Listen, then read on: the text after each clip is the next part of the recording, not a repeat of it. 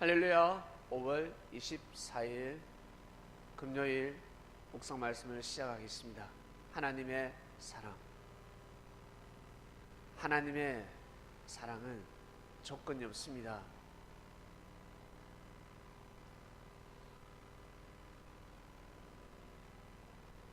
그저 하나님의 사랑입니다. 하나님의 사랑은 조건이 없습니다.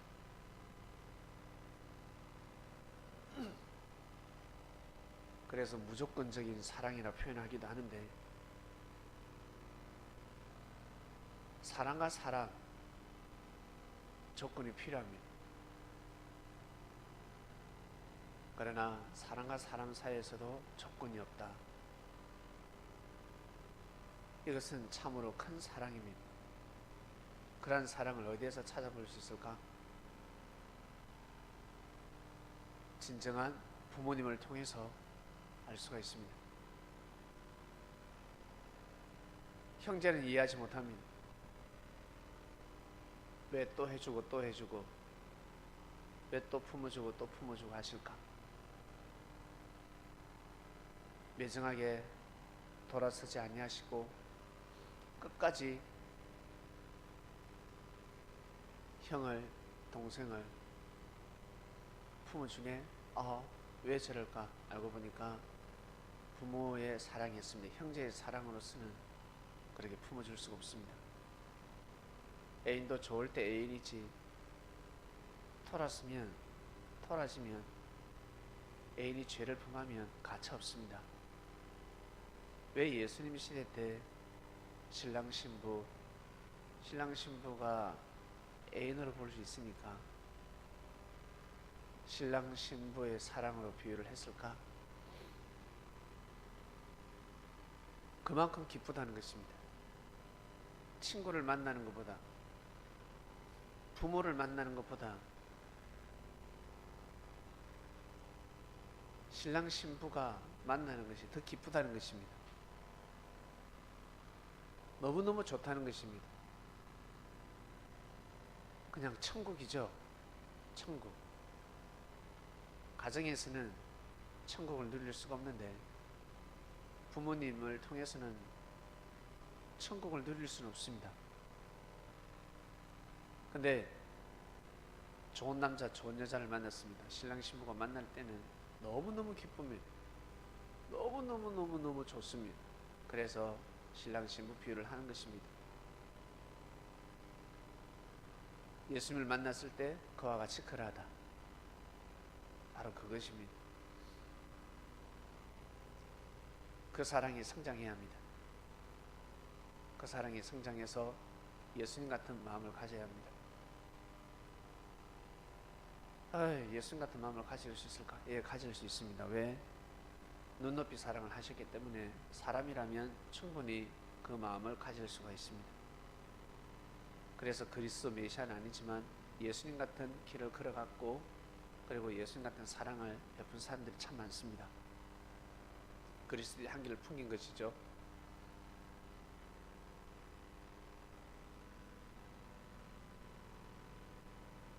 부모는 자식이 어떠한 죄를 품에도 버릴 수가 없습니다. 자식을 대신해서 죽음의 길을 걸어갑니다. 애인이 그 길을 걸어갈 수 있습니까? 못 걸어갑니다. 이것이 바로 하나님의 사랑입니다. 그리고 구약 때 시대마다 하나님이 보낸 선지자들은 하늘의 사랑을 가지고 복음을 전했습니다. 말씀을 선포했습니다. 그 마음이 아니고서는 애인의 사랑을 가지고서는 한계가 있습니다. 애인의 사랑은 좋은 사람, 마음에 드는 사람, 그 사람들만 사랑할 수 있습니다. 만약 죄를 범하면 가차 없습니다. 내쳐버립니다. 평생 죄인으로 살아가야 합니다. 나하고는 원수입니다. 그리고 형제 허물까지 죄까지 품을 수가 없습니다. 좋은 사람들만, 자기를 인정하고 자기를 따르는 사람, 선평하는 사람, 그런 사람만 데리고 갈 수 있습니다. 그러나 섭리는 애인의 사랑이 아니라 하늘 사랑입니다. 부모의 사랑입니다. 땅의 사랑이 아닙니다. 하늘 같은 마음을 가져야지만이 그 일을 감당할 수가 있습니다. 그래서 말씀을 듣고 그리고 성경을 보고 보면 볼수록 어떻습니까? 마음이 넓어지는 것입니다. 선지자들이 하나님의 마음을 가지지 않았더라면 그 사역을 할 수가 없었습니다. 못합니다. 여러분 살아오시면서 어떤 사랑이 제일 고귀하고 정말 귀하고 소중한 사랑이라 생각합니다. 아직 모르시는 분들은 좀 더 살아보시면 아시게 될 것입니다. 어떤 사랑이 최고의 사랑일까? 그 당대 하나님의 역사를 만나는 사람들, 신랑 신부, 신랑이 왔으니 신부 같은 사랑을 가져야 된다. 신부 같은 마음을 가져야 된다. 그게 무슨 뜻일까? 서두에도 말씀을 드렸지만 고귀한 사랑입니다. 순결한 사랑입니다. 깨끗한 사랑입니다. 신부가 신랑을 맞이할 때 깨끗해야 합니다.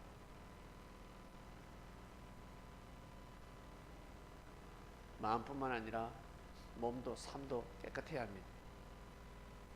그 전에 그렇게 살아왔다 할지라도 이제 신랑을 맞이할 때는 정신 번쩍 차려야 합니다. 친구들하고 함부로 놀러 다녀서는 아니 됩니다. 준비하고 또 준비해야 됩니다. 그래서 신랑 신부 비유를 하는 것입니다. 준비하고 또 준비해야 된다. 만나고 나서는 어떤 마음을, 예수님을 만났다, 예수님 주시는 말씀을 가지고서는 이제는 어떻게 해요? 이제는 부모의 마음으로 거듭나는 것입니다. 사랑이 성장하는 것입니다. 아, 이런 마음을 가져야 되는 것이구나. 하나님의 마음이구나. 이것이 바로 하나님의 마음이구나. 마음이 더 풍성해지는 것입니다. 하나님은 분명히 사랑의 하나님입니다. 혹시 지금 현재 힘드신 분들이 있습니까? 몸이 아픈 사람들이 있습니까? 아니면 경제가 힘든 사람이 있습니까? 둘 중에 하나일 겁니다. 몸이 아프든가 아니면 경제가 아프든가 둘 중에 하나입니다. 이 두 개가 모든 것을 좌우합니다. 물질은 6이라면 몸은 0입니다. 영적인 병에 걸릴 수가 있고 육적인 병에 걸릴 수가 있습니다. 중요한 것은 두 개 다 주관을 해야 합니다. 돌아가면서 아플 겁니다. 평생 온전해지기는 힘듭니다. 나는 건강하다. 잠깐입니다. 한때입니다. 마치 내가 젊음이 있다. 청춘이 있다. 그것 또한 한때입니다. 그 한때를 잘 보내야 합니다. 그 한때를. 힘든 사람들은 그때를 기회로 삼아서 정말 하늘 같은 사랑을 가져보시길 바랍니다. 내가 힘들어 봐야 형제의 마음을 알 수가 있습니다. 내가 고통스러워 봐야 형제의 마음을 알 수가 있습니다. 겪어보면 알게 됩니다. 아, 이러한 마음이었구나. 그래서 겪어보기 전에 믿음을 가지고 삶을 살아가야 합니다. 나 진짜 어렵다. 아, 왜 이렇게 어려울까? 더 잘되기 위함입니다. 그리고 축복받았을 때 너는 그렇게 살지 마라. 너는 그런 마음을 가지지 마라. 축복받았을 때 진정 어려운 자를 생각하라. 그리고 네가 받은 축복 꼭 하늘이 바라고 원하는 대로 쓰도록 하라. 이런 메시지들이 있습니다. 나 경제 축복을 많이 받았으면 좋겠어. 나 경제 축복, 경제 다 경제입니다.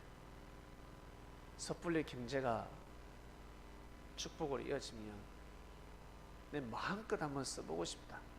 마음대로 한번 써보고 싶다. 물질을 정말 마음대로 한번 써보고 싶다. 이런 마음을 가지지 않습니까? 모든 사람들이 그럴 것입니다. 그리고 내가 물질이 많아지면 나는 이 일을 하지 않을 것이야. 그런데 나는 아무리 물질이 많아도 이 일을 계속 할 것이다 하는 사람은 현재 자기가 하고 있는 일을 계속 하겠다는 사람은 진짜 축복받은 사람입니다. 이미 하늘로부터 엄청난 축복을 받은 사람입니다. 그런 사람은 반드시 물질이 따라오게 되어 있습니다. 그리고 나는 물질을 마음대로 써보고 싶다 하는 사람은 다 때가 있습니다. 그런 사람들 물질 축복받았을 때 마음대로 쓰지 못합니다. 그런 마음을 가져야 합니다. 왠 줄 아세요? 배고플 때 적당히 먹어야지 배 터지게 먹으면 괴롭습니다. 적당히 먹어야 됩니다. 그것도 한 번쯤이지. 매일 폭식을 한다, 배 터지게 먹는다, 그 사람은 건강을 잃어버립니다. 삶이 깨져버립니다. 아닐 것 같죠? 그렇게 먹기 시작하면 죽음이 임박한 것입니다. 그리고 너무너무 괴롭습니다. 맛있는 음식 실컷 먹고 하루 종일 괴롭습니다. 그 다음날 또 먹고 또 하루 종일 괴롭습니다. 연속입니다. 물질이 그렇습니다. 그래서 재벌 2세, 3세들이 인생이 망가지는 것입니다. 그 사람들이 못 배웠기 때문에, 교만하기 때문에, 저주받았기 때문에 아니에요. 우리와 똑같은 성정을 가진 사람들입니다. 우리도 그 자리에 가면 똑같이 되는 것입니다. 물질을 다스릴 줄 알아야 합니다. 물질을 흥청망청 쓰겠다라는 마음을 가지면 다 죽습니다. 사망에 이르는, 평생 써도 쓸 수 없는 물질이 있다 할지라도 절대 그렇게 써서는 아니 됩니다. 그러면 저주받습니다.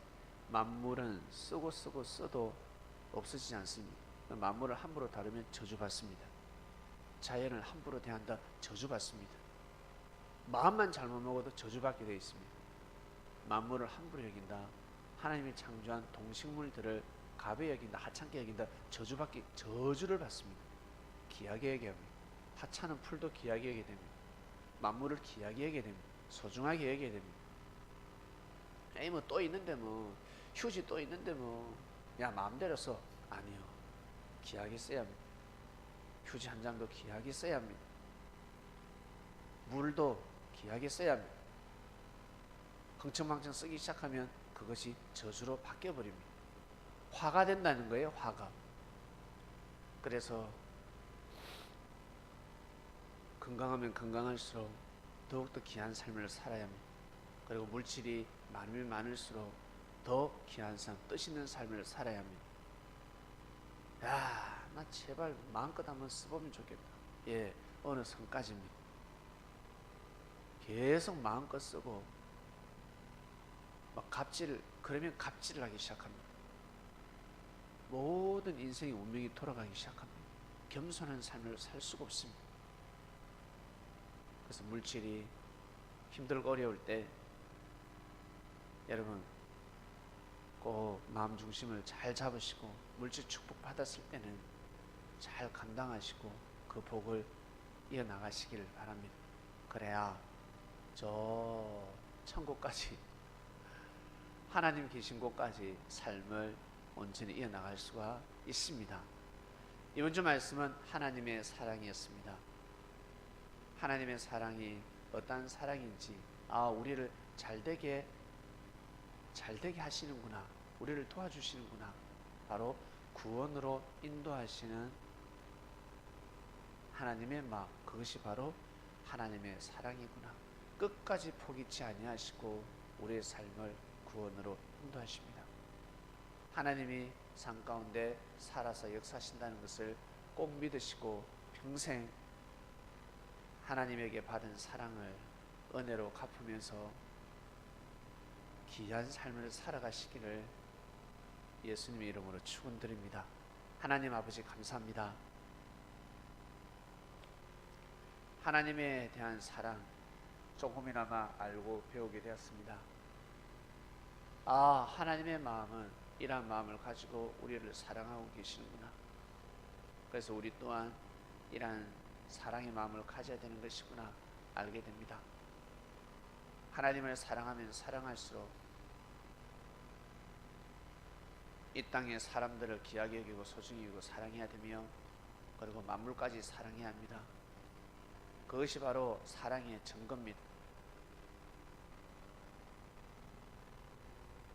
그러한 삶을 영원히 잘 살아갈 수 있도록 우리의 삶을 인도하여 주시옵소서. 감사함을 드립니다. 오늘도 승리하는 삶을 살게 하시고, 그리고 이번 주 다가오는 주일 또 새로운 말씀을 우리는 받게 될 것입니다. 하나님의 사랑을 더욱더 느끼는 한 주간 되게 하여 주시옵소서. 감사함을 드리며 사랑하는 예수님의 이름으로 기도드립니다. 아멘.